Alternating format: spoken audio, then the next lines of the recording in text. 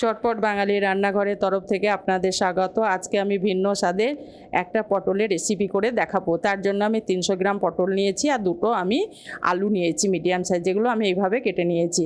এবার আমি গ্যাসের মধ্যে একটা প্যান বসিয়ে দিলাম, আর প্যানের মধ্যে আমি কিছুটা পরিমাণ সর্ষের তেল দিয়ে তেলটাকে গরম হতে দেব। তেলটা আমার গরম হয়ে গেছে। এবার যে আমি পটলটা কেটে রেখেছিলাম সে পটলটা তেলের মধ্যে দিয়ে দিলাম। পটলটাকে নেড়ে চেড়ে কিছুক্ষণের জন্য আমি ঢাকা দিয়ে একটু ভেজে নেব।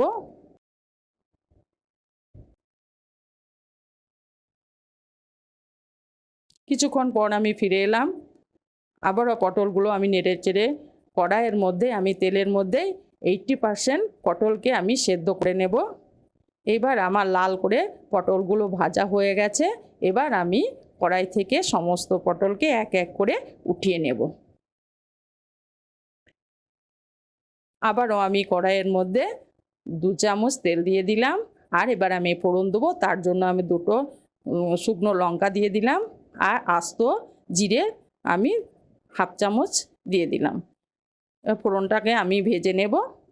এবার আমি 8-10 কোয়া রসুনকে আমি কেটে রেখেছিলাম, যেটা এই ফোড়নের সঙ্গে দিয়ে দিলাম। এই ফোড়নের সঙ্গে আবারও আমি একটা মিডিয়াম সাইজে পেঁয়াজকে দিয়ে দেব। পেঁয়াজটাকে একবার নেড়ে নেব, আমি লাল করব না। এবার যে আলুটাকে আমি কেটে রেখেছিলাম সে আলুটা এর সঙ্গে দিয়ে দেব। পেঁয়াজ আর আলু আমি লাল করে ভেজে নেব। পটলের মতোই আমি আলুকেও ভেজে নেব। এবার আমি অল্প পরিমাণ লবণ দিয়ে দিলাম, যাতে আলুটা তাড়াতাড়ি সেদ্ধ হয়ে যায়।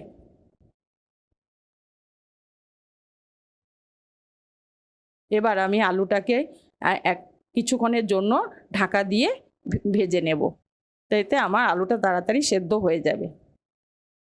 কিছুক্ষণ পর আমি ফিরে এলাম। আলুও আমার লাল হয়ে গেছে, পেঁয়াজও আমার লাল হয়ে গেছে।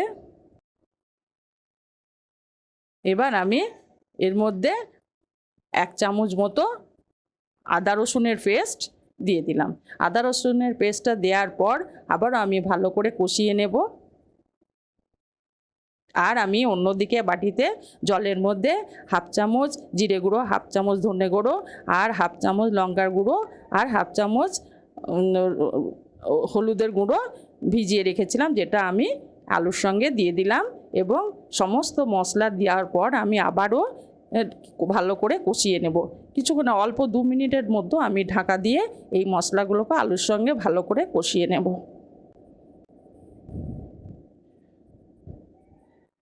2 মিনিট পর আমি ফিরে এলাম। আমার সুন্দর একটা সেন্ট বেরাচ্ছে।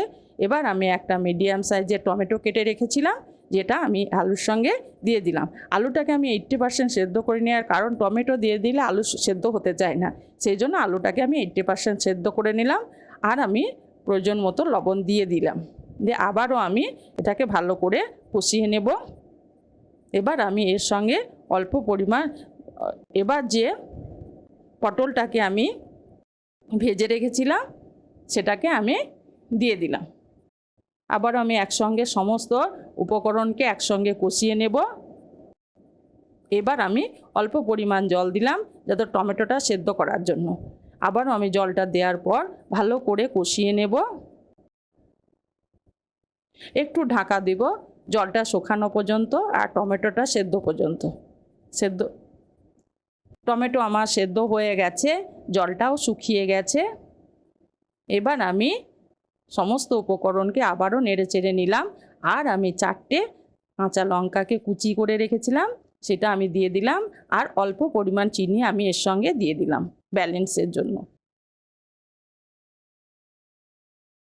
আমার ভিডিওটা ভালো লাগলে আপনারা লাইক করবেন, শেয়ার করবেন, আর সাবস্ক্রাইব করে চ্যানেলটির পাশে থাকবেন।